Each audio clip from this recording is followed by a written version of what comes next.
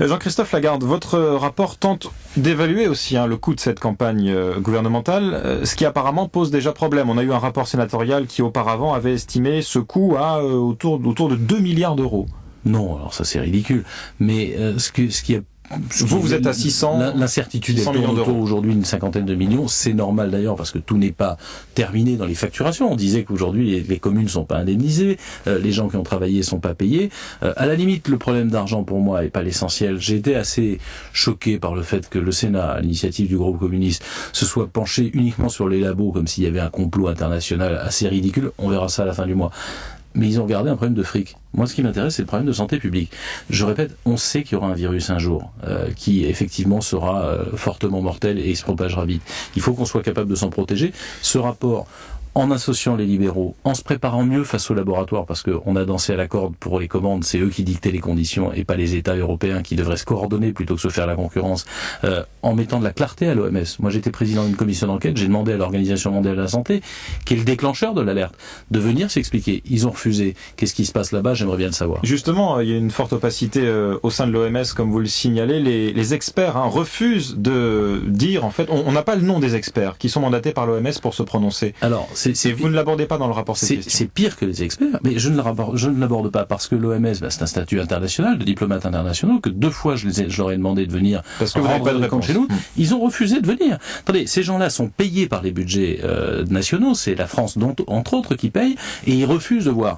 Or, ils sont les déclencheurs de l'alerte. Il faut savoir que quand ils déclenchent une alerte de niveau 6, par ce qu'on appelle le règlement sanitaire international, la loi mondiale du médicament, si j'ose dire, ou de la médecine, on est obligé de faire un certain nombre de choses. Mais il faut qu'ils nous rendent des comptes, ces gens-là. C'est ce que j'ai dit à Madame Bachelot. Ces gens-là ne peuvent pas continuer à vouloir être opaques. Nous, on a commis des erreurs. Il n'y a pas de faute grave, mais il y a des erreurs. Et on doit progresser pour s'améliorer. Mais si, au déclencheur, au détonateur de la bombe, on ne peut pas voir ce qui se passe, il y a un problème. Il y a eu aussi tout de même des questions sur les conflits d'intérêts pour les experts mandatés par le gouvernement français. Là non plus, ils n'étaient pas tenus. C'est ce que reprochent les socialistes notamment à ces comités et aussi au fait que votre rapport ne condamne pas cette pratique. Ils n'étaient pas tenus, ces experts, de dévoiler ces conflits d'intérêts potentiels avec les laboratoires pharmaceutiques. Enfin, d'abord, les socialistes, ils voulaient pas de cette commission en disant qu'elle servirait à rien. Ils ont terminé en disant que finalement, ils étaient d'accord avec ses conclusions, mais qu'ils voteraient contre. Donc, j'ai du mal à m'y retrouver. Mais pour le reste, oui, c'est vrai, il n'y avait pas d'obligation. Mais qu'est-ce qu'on fait depuis 25 ans? Tous les laboratoires que nous avons auditionné, vous savez, moi je suis pas un spécialiste de ces santé, je suis un citoyen comme les autres qui a voulu se rendre compte pourquoi ça s'est passé comme ça. Tous les laboratoires qu'on a auditionnés, tous les experts qu'on a auditionnés, nous ont dit faites une loi nous obligeant à rendre transparents nos liens d'intérêt, parce que c'est normal, les experts ont besoin des labos pour bosser et vice versa. Donc ça, il y aura toujours des liens. C'est pas la question du conflit d'intérêt, c'est la question du lien d'intérêt. Et il faut que tout un chacun, et je pense qu'une loi va intervenir assez rapidement, puisse voir sur Internet que tel expert qui s'exprime travaille avec tel laboratoire sur tel sujet. Ça existe aux États-Unis, c'est facile à faire en France. Sur les laboratoires, on a tout de même commandé 14 millions de doses pour 900 millions d'euros en France, annulés pour moitié, je crois, au total. On n'a pas fini de payer des compensations au laboratoire.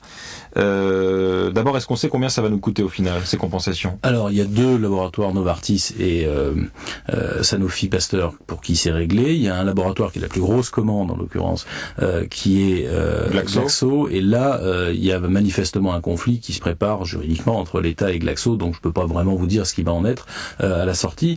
C'est important cette affaire. Je vous ai dit qu'on s'était mal préparé par rapport au laboratoire, parce que nous avions 2 contrats de pré-réservation en cas de grippe aviaire ou autre, avec Sanofi Pasteur et Novartis, et on n'en avait pas avec Glaxo. Or c'est Glaxo qui a pu produire le plus vite et le plus de vaccins. Du coup, ils ont un peu dicté leurs conditions, parce que tous les États européens, j'insiste là-dessus, c'est quand même invraisemblable quand on parle de santé publique, étaient en train de, passez-moi l'expression, se tirer la bourre pour savoir qui aurait le premier le vaccin. On pouvait se coordonner sur la commande pour être plus fort face au labo. En tout cas, il faut le faire la prochaine fois. Sur cette compensation, précisément pour GlaxoSmithKline, on parle de 100 millions d'euros. C'est un chiffre que vous confirmeriez? C'est ce qu'ils demandent eux.